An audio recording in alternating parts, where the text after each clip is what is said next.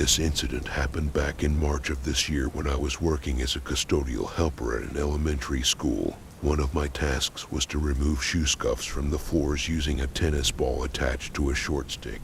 One day, as I was working in an office area used for student services, I noticed something unusual. I had looked up because my back was hurting, and suddenly the light in the office area flickered on. To my surprise, a man in full uniform with medals and a rifle walked in and turned towards me. The strange thing was that the school was already closed, and it was around 6:30 p.m., well past the 6 p.m. closing time. There shouldn't have been anyone else in the building, just me, my 3 coworkers, and our boss. I was a bit scared by the unexpected appearance of this man, but I mustered the courage to approach him to find out what he was doing there. In hindsight, it probably wasn't the wisest decision to get closer, but I wanted to understand what was going on. As I got nearer, he looked at me, and then he just faded away into thin air, and the light in the office switched off. It was an eerie experience, and I couldn't explain it at the time, so I continued with my work, trying to forget about it.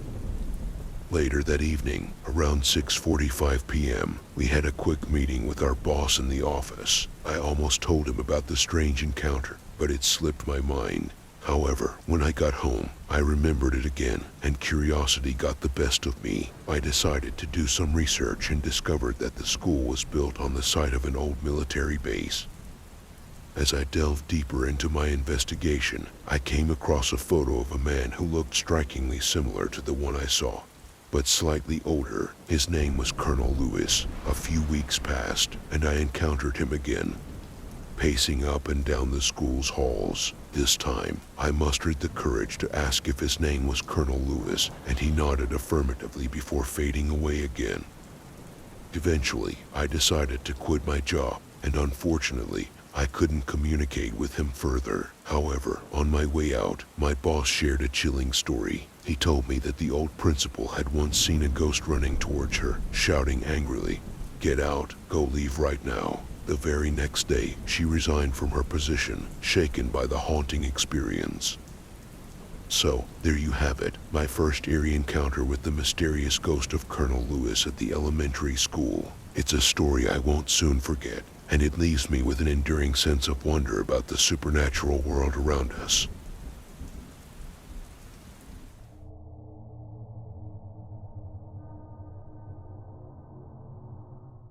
This incident took place many years ago when I was a teenager living with my family in a first-floor apartment.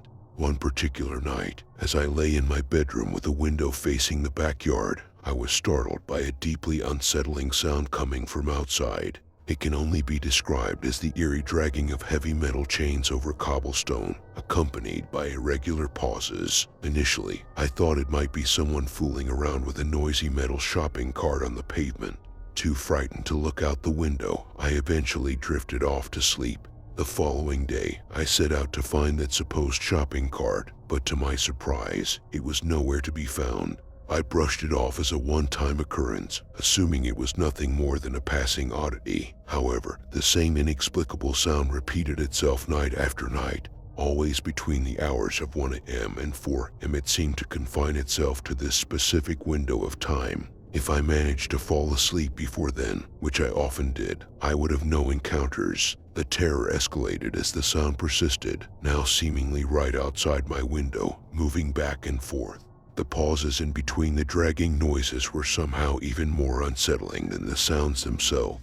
Then, on one particularly harrowing night, it happened again. The intensity of the experience heightened as I realized that whatever was causing the sound was now circling outside my window. Suddenly, there was a loud, bone-chilling bang. Something struck the window with such force that I nearly lost control of my bladder. Trembling with fear, I sought refuge under the covers for the remainder of the night. It felt as though someone had smacked the window with an open palm, leaving me in a state of pure terror. To this day, I have never experienced anything quite as frightening. The next morning, I half expected to find a lifeless bird beneath the window, assuming it had flown into the glass during the night. Alternatively, I thought there might be visible palm prints or marks on the window itself, Strangely enough, there was no trace of anything out of the ordinary. The unsettling occurrences continued, sometimes with loud bangs against the window and other times just the dragging sound. Frustrated and determined to catch whoever was tormenting me, I summoned the courage to look out the window during one of these episodes. As I peered outside, the sound abruptly ceased, and there was nothing to be seen. This baffled and frustrated me to no end. Once I returned to my bed, the sound gradually resumed, slowly intensifying once more. There was always a certain section of the backyard just outside my window that had given me an uneasy feeling even before these incidents began. The tall decorative hedges formed a secluded area, intended as a chill-out spot for all the residents. I never felt comfortable taking the path through those hedges. Strangely enough, these encounters were confined solely to the time I lived in that apartment. I never experienced anything like it anywhere else. Initially, I attributed it to pranks or perhaps even sleep paralysis. I even harbored a bit of resentment toward my friends, suspecting them of being behind it, although I kept my suspicions to myself. At times, I entertained the notion that it might have been a homeless person or an intoxicated individual aimlessly wandering with a dilapidated shopping cart. However, this explanation didn't quite align with the nature of the area, as it wasn't the kind of place frequented by drunk bums with shopping carts. Whatever the source of these haunting experiences, it left me with an enduring sense of unease. While I have never seen anything or believed in ghosts, the memory of those nights continues to evoke.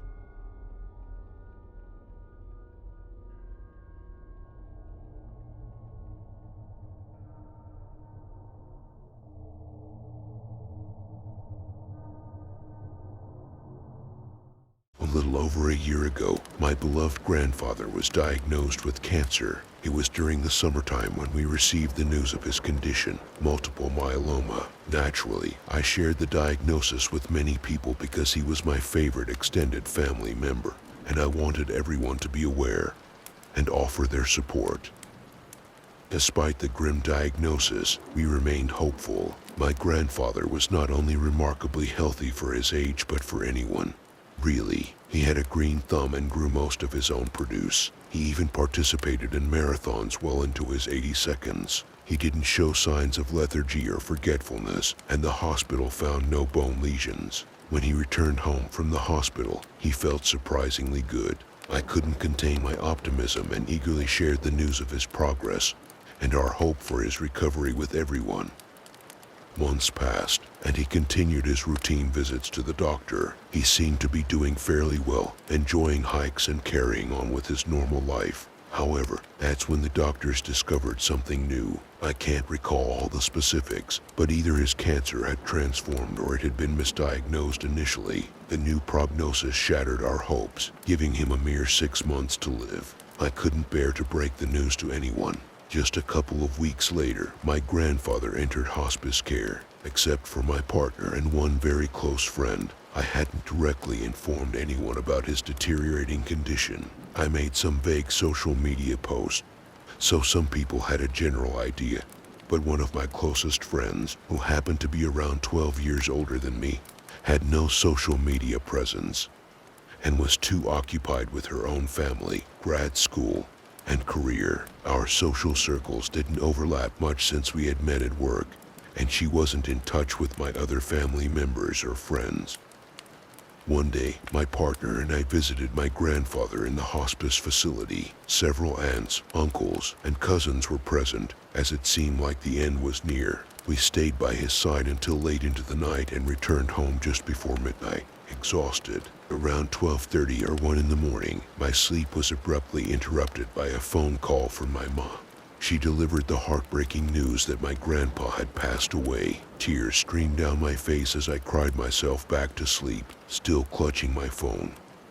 In the midst of slumber, I experienced a dream. In that dream, I found myself in a different bed, in a different apartment, but next to my partner. I stirred, slowly opening my eyes. The bedroom door was slightly ajar. Through my half-closed eyelashes, I caught a glimpse of my grandfather. He appeared youthful, as if he were in his 42nd, though I recognized him from old photographs. He passed by the open door, glancing inside, and continued on his way. When I awoke, I didn't perceive the dream as anything paranormal. It made sense to me since my last thoughts before drifting off were consumed by memories of my late grandfather. I sat in bed, lost in aimless reflection, while my partner was in the washroom. Suddenly, my phone buzzed, indicating a new text message. It was from my close friend whom I mentioned earlier. I read the message, and although I no longer have the exact wording due to a broken phone, I recall its essence. It went something like this: I had a dream about you. In my dream, you were crying. Are you okay? My heart skipped a beat, and I exclaimed aloud. I distinctly remember that the wording of her text seemed slightly redundant, which was, my friend had never mentioned dreams to me before, and she was typically a pragmatic person. She was the last person I would expect to attribute significance to a dream as if it held a connection to the waking world. Naturally, I promptly replied to her message, sharing what had transpired and expressing my bewilderment at the strangeness of her dream. Her response was simple yet profound.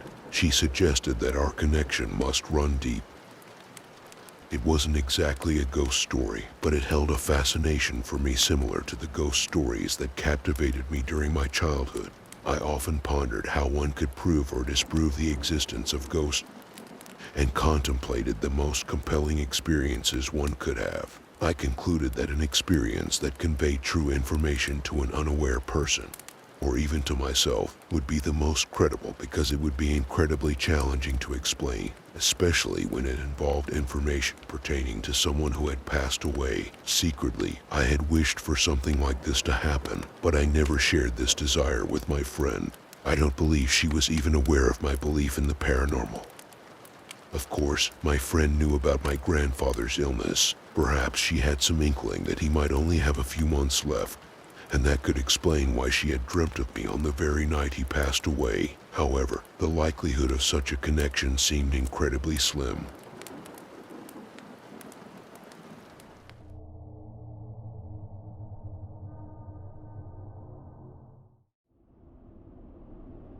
When I was around 7 or 8 years old, my family moved to ꜱᴛᴏ from 괂ᴜᴜ due to my father's job transfer. We found a rented house, and initially, our landlord seemed friendly and helpful, but little did we know the horrors that awaited us.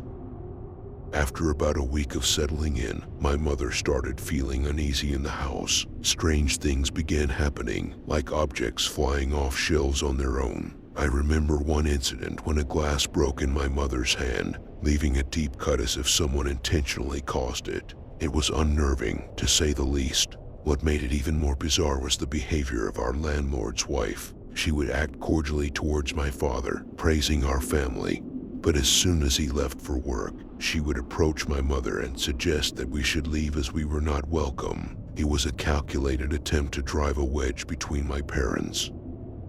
As the situation grew increasingly tense, we decided to do some research on the history of the house. That's when we stumbled upon a chilling revelation involving black magic and a tragic story that unfolded before our arrival.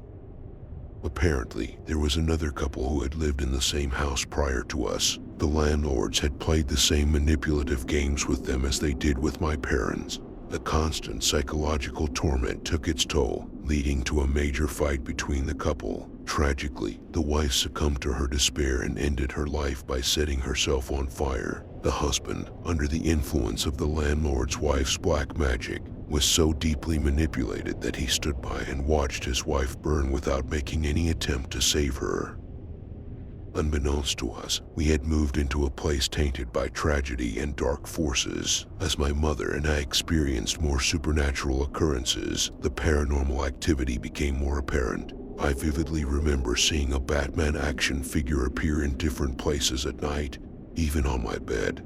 Despite not owning one at the time, I was more of a car enthusiast than a superhero fan. There was also an eerie incident when I encountered a gigantic doll standing in front of my cabinet, towering over me at around 5 or 6 feet tall. It felt as if something or someone was desperately trying to drive us out of the house. To this day, I'm uncertain whether the presence we felt was connected to the deceased woman or if it was a result of the black magic practices that had taken place within those walls. Regardless, the presence was undeniable and overwhelming. Now, at the age of 30, whenever we visit ꜱᴛᴏ, We still pass by that old house. It remains empty, devoid of any occupants, and even our landlords eventually sold the property and moved away. No tenant has been able to stay there for more than a couple of months. Our own time in that house was short-lived, lasting no more than 4 months, but the memories of those chilling experiences still linger with us.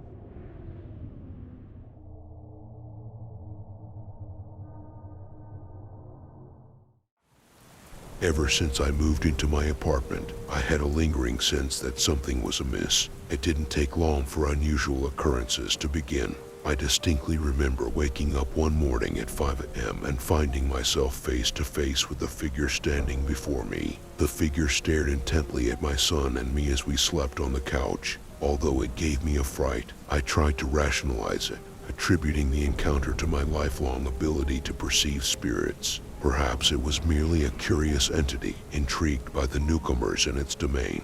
In those early days, things were strange but manageable. I would occasionally catch glimpses of shadowy figures passing by behind the couch, or hear unexplained noises in the apartment. However, recent events have taken a turn for the worse. A couple of weeks ago, while my fiancé and son peacefully slumbered on the couch, I decided to retire to my bedroom for the night. However, my mind was already plagued with anxiety, as my mother had just shared her recent panic attack with me. Attempting to shake off the uneasy feeling, I closed my eyes, only to be greeted by the unsettling sight of 5 or 6 shadowy figures fixated on me. I knew that the mind sometimes conjures strange images when we close our eyes, so I quickly opened them, hoping to dispel the disconcerting vision. To my horror, standing at the doorway was a creature, a grotesque being that defied categorization.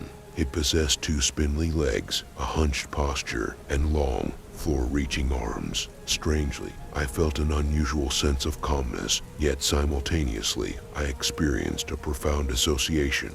It was as if I had become a scared little girl trapped in her own room. Although the physical surroundings were familiar, everything seemed different, as if I were living in a memory that did not belong to me. Panic set in, and I immediately called a friend while trembling on my balcony, paralyzed by fear. Meanwhile, my 1-year-old son woke up crying, adding to the already tense atmosphere. Needless to say, I remained awake, anxiously awaiting the sunrise, for sleep was out of the question. Little did I know that the worst was yet to come. It all started with random bouts of sickness, a relentless wave of inexplicable nausea that I initially attributed to stress. But as time went on, the nausea intensified, leaving me in a state of constant dry heaving. My health anxiety drove me to seek medical attention at the emergency room, only to have them find no apparent cause for my symptoms. The nausea persisted, and soon I found myself in a state of near delusion. I experienced dissociation, a foggy mental state that left me feeling disconnected from myself. I was no longer the person I once knew. Like clockwork, the dry heaving episodes would strike around 3 or 4 a.m. every night. My emotions became erratic, and I found myself succumbing to inexplicable fits of rage. It was during a moment of clarity that I realized this creature might be manipulating my health, intentionally causing psychological warfare within me. Remotes would mysteriously disappear and reappear in blatantly obvious locations. While holding my son, I would catch him staring into the empty dining room, reaching out as if sensing something I couldn't see, and with each passing day, my condition worsened. On one particularly dreadful night, as I dry heaved, disoriented and on the brink of a panic attack, I discovered that my anxiety medication had been moved from its usual spot. The creature had hidden it, and I wouldn't find it until days later. Shadows of people began to materialize in my apartment. Phantom scents wafted through the air. Boxes and random objects started falling inexplicably. I witnessed a book move right before my eyes, defying any logical explanation. Strange voices echoed through the apartment, even when everyone else was fast asleep. But the breaking point came last night when I once again encountered the creature. In the darkness of my room, I glimpsed the shadowy figure of a man staring at me. I quickly averted my gaze, hoping it was a trick of the light. Yet, from the corner of my eye, I caught another glimpse of the creature, this time closer and more menacing than ever before. Words cannot adequately express the toll that these experiences have taken on me. I am emotionally drained and desperate for a way out. The relentless presence of the creature has left me feeling vulnerable and afraid, and I can no longer endure its torment. The scratches I discovered on my body serve as physical reminders of the horrors I've endured. But the most painful aspect is the lack of understanding and support from those around me. When I reached out for help and shared my encounters, I was met with skepticism and dismissiveness. No one seemed willing to take my experiences seriously or acknowledge the profound impact they were having on my well-being. Moving seems to be the only viable solution, a means of escaping this relentless nightmare. I yearn for a fresh start, a place free from the oppressive presence that has plagued my apartment. The prospect of leaving behind these haunting experiences fills me with a glimmer of hope. Yet, deep down, I wonder if the creature will follow me, if its malevolence will persist in the new space I call home. I am left questioning the nature of these paranormal occurrences, longing for answers that seem forever out of reach. For now, I must gather the strength to face the unknown, to find the courage to seek help from those who might understand and offer guidance. I refuse to let fear define my existence. As I prepare to leave this haunted chapter behind, I am determined to regain control of my life and find solace in a place where the shadows can no longer reach me.